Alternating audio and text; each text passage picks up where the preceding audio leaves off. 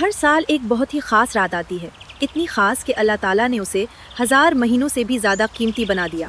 بہت عرصہ پہلے مکہ مکرمہ میں ہمارے آخری نبی، ایک نہایت مہربان اور دانا انسان، حضرت محمد صلی اللہ علیہ وسلم رہتے تھے۔ وہ ایک پہاڑ پر جایا کرتے تھے جسے غار ہرا کہا جاتا ہے۔ وہاں ایک چھوٹی سی غار میں بیٹھ کر خاموشی سے اللہ کے بارے میں سوچتے اور دعا کرتے تھے۔ وہ دنیا کی سچائی کو سمجھنا چاہتے تھے۔ اللہ تعالیٰ کو ان سے بہت محبت تھی، اس لیے اللہ نے انہیں ایک بہت خاص پیغام دینے کے لیے منتخب کیا، قرآن مجید۔ قرآن کیا ہے؟ قرآن کوئی عام کتاب نہیں ہے، یہ اللہ تعالیٰ کے اصل پیغامات ہیں جو انسانوں کی رہنمائی کے لیے نازل کیے گئے۔ سب کے لیے رہنمائی۔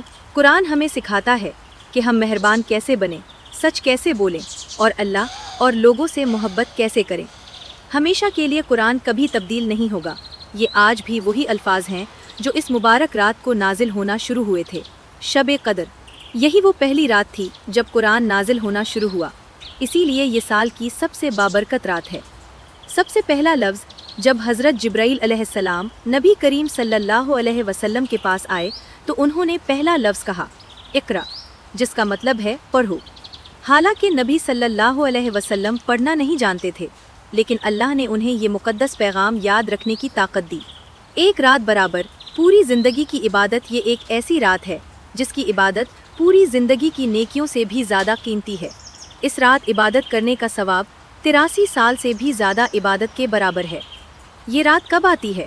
یہ خاص رات رمضان کے آخری 10 دنوں میں ہوتی ہے اور زیادہ تر طاق راتوں میں۔ اللہ تعالیٰ قرآن میں فرماتے ہیں، لیلۃ القدر 1000 مہینوں سے بہتر ہے۔ آسمان سے فرشتوں کا نزول شب قدر کی رات ایک حیرت انگیز چیز ہوتی ہے۔ ہزاروں فرشتے آسمان سے زمین پر اترتے ہیں اور ان کی قیادت کرتے ہیں حضرت جبرائیل علیہ السلام۔ ہر جگہ سلامتی، فرشتے زمین کے ہر کونے میں امن اور برکت لے کر آتے ہیں۔ اسی رات اللہ آنے والے سال کے بہت سے اہم فیصلے فرماتے ہیں۔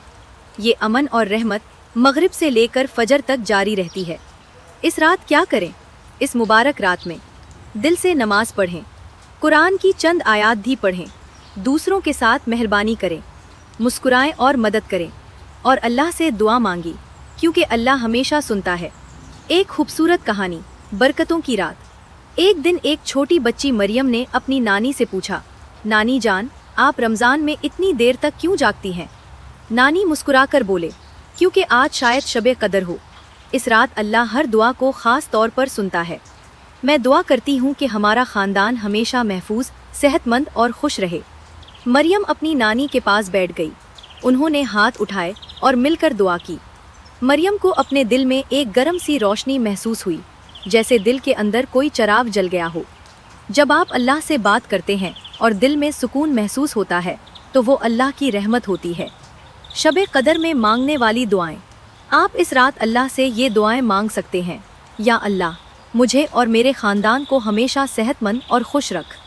یا اللہ، مجھے اچھی طرح پڑھنے اور اپنے دوستوں کے ساتھ مہربان رہنے میں مدد دے۔ یا اللہ، جب میں غلطی کروں تو مجھے معاف فرما اور مجھے بہتر بننے میں مدد دے۔